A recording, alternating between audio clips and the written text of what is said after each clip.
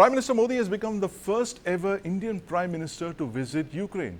He's possibly also the first Indian Prime Minister to travel into a war zone. Now, coming to the subject of his visit, Ukraine.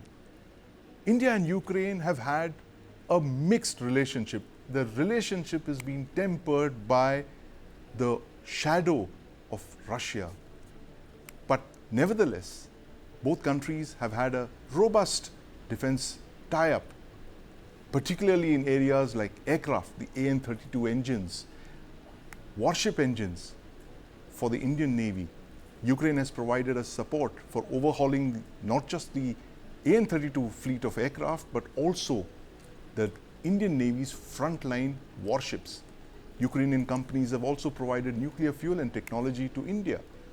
So the questions that we're asking today are, what more is there in the pipeline? Will the India-Ukraine defense relationship get a new fillip after this visit? I'm joined by my colleague Deepak Bhadana in the studio, and joining us from the UAE's Air Commodore Ashutosh Lal, former defense advisor to Ukraine. Air Commodore Lal, welcome to the News9 Plus show. Thank you very much for having me on your show. Thanks for joining us, Air Commodore Lal. And I want to start off by asking you, tell us what it was like being in Ukraine a decade ago when you were negotiating the AN-32 deal, the deal to upgrade over 100 frontline transport aircraft for the Indian Air Force. How critical was that deal for the IAF? So thank you, Sandeep, for getting me over on this particular point. Let me just, try and put things into perspective. I bring you a ringside view as to what I saw over there, actually. I was there at Simferopol, that fateful December night when Crimea changed hands from Ukraine to Russia. In 2014? Yes. That's right. Courtesy Ambassador, our Ambassador, the Indian Ambassador, Mr. Raj Chandar, who's a leader par excellence and diplomat par excellence. He taught us and gave us the freedom to work, and that's what we saw. And to tell you that on the second attack, when it took place in February of 22, I again happened to be in Zaporozhye, the east of Ukraine, that particular fateful night. So I bring you the real ringside, the view on the whole thing, actually. Yes. Let me put this into the perspective of national perspective and national interest. It's about our country's national interest. And it's about any country's national interest, the way they follow their geopolitics and their foreign relations, and how we go about things, actually. Let me tell you, Sandeep, if you have had any bit of sunflower oil, you have a little bit of Ukraine inside you. Yes. So before the defense deals happened, there was much more happening between India and Ukraine. And whenever the countries were at these particular parties between Russia and Ukraine, India was balancing it well for its own national interest, which is doing it today as well. And this is where our Honorable Prime Minister's visit is very, very important, in particular, engineered by the Ministry of External Affairs. I'm sure this visit is a cornerstone in our turning, in our nation arriving on the entire scene over here. How do I say that? Would you recall any other leader in the world stage earlier which could access both sides? Russia, Europe, US, and anywhere else? Let me remind you, Madam Angela Merkel, she was the one with her East European legacy, was able to reach out to Mr. Putin as well as to the West and to try and build that equal balance which was required in this critical situation. I think after that, our Prime Minister, traveling both to Russia a week back and now to Ukraine, is the other grand leader who's emerging on the World Forum, who's able to talk to both the parties and be able to show how the balance can be developed, national interest can be pursued, diplomacy be continued, and the world can continue to progress without having to indulge in a bloodied battle and war. Absolutely. Now is not the time for war, as the Prime Minister has mentioned.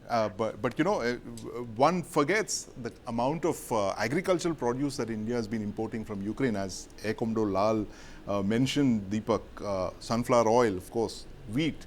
Ukraine is like literally the breadbasket of the world. Yeah. But what are the three companies that you've been tracking very closely, Deepak, when it comes to the defense relationship? I'm going to ask Air Commodore Lal this, but I'm going to ask you this because you've been tracking this story in the light of the Prime Minister's visit to Ukraine. What are the three Ukrainian companies the Indian military would be looking at very, very, very closely?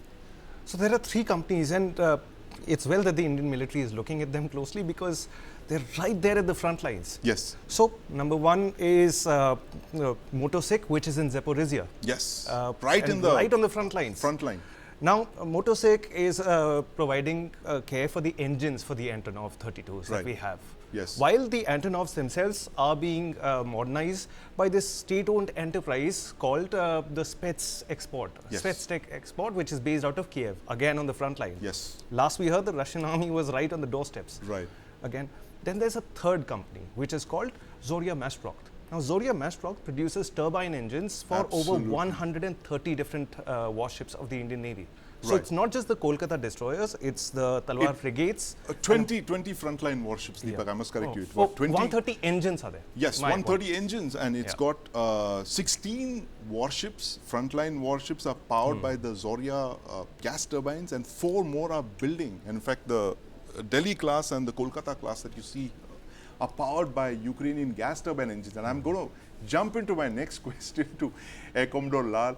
Air Commodore Lal, when you were there, these 3 companies were on your table, these files with the names of these companies, whether it's Motosik, it's Antonov, and of course Zoria. How critical are these companies literally for the Indian defense platforms? Like 80% of the Indian Navy's frontline warships, 100 AN-32s powered by Ukrainian engines. All of this makes Ukraine automatically a frontline state as far as we are concerned to maintain these assets. So let me get in this little bit of a correction here, Sandeep, that it is firstly Motosich, S-I-C-H, a small part. But the major part is that Motosich, along with a design house called Ivichenko Progress, which is the design house for the aero engines.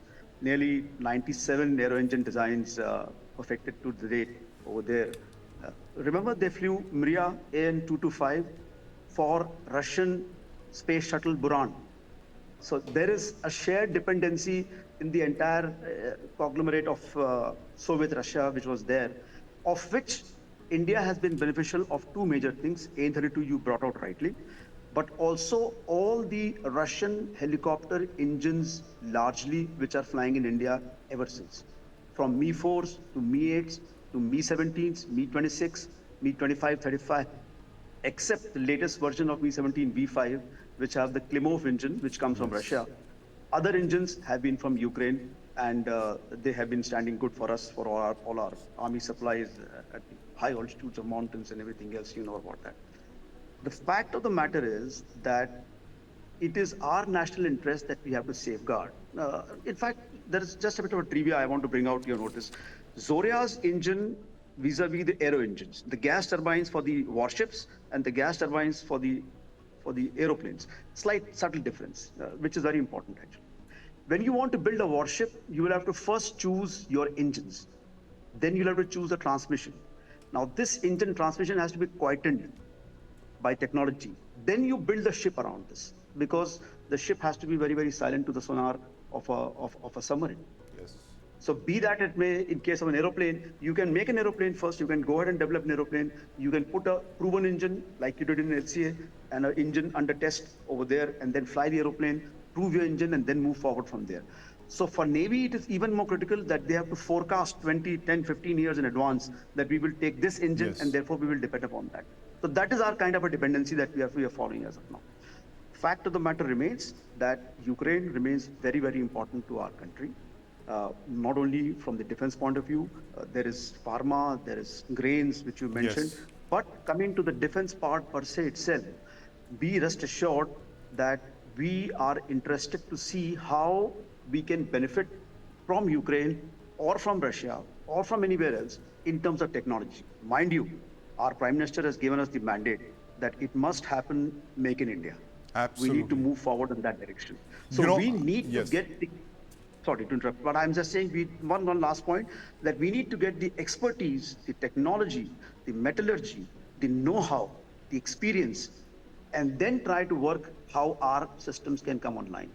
Whether it be it overall of an existing engine or development of a new engine or a new technology or a new direction, a new vector, or what can enable. Don't forget, the Kursk episode is on right now, and the Ukrainian small drones and the swarm of drones is being talked about on the world stage. How much of an impact it's having on the war and the conflict itself is a separate issue altogether. But nonetheless, they're making a big splash in this pond for sure. Absolutely. And, my last question to you, Air Commodore Lal, is that, what you just highlighted makes the case 10,000 times for Atmanirbhar Bharat. There can be no escaping that you have to be self-sufficient, especially when it comes to critical defense technologies like aircraft engines, gas turbines for your warships, because without engines, they're nothing but hunks of metal. But given the fact that we are in the situation that we are in today, that we made the decision of buying those Ukrainian gas turbines and getting the AN-32s and the engines with all of these aircraft, and they're going to be with us for the next 2 decades or so in frontline military service. As a professional, what is the short-term solution for these worries? Would it be for Indian companies to maybe try and buy the Ukrainian companies and possibly bring them here, train our experts, and then get joint ventures in India of the kind that has been discussed?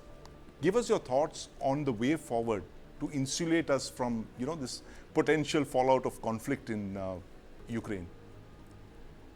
Thank you, Sandeep. Thank you for that question. But let me just bring in two examples here, very short examples. The entire ICBM force of Russia, SS-18, 21 till in that zone and range and numbers. Would you recall which is the design house which made these ICBMs? Yuzhnoye, the Ukrainian space design house. Also, lining the roaring aircraft carrier of our eastern neighbor, who's now in South China Sea, and our own second aircraft carrier.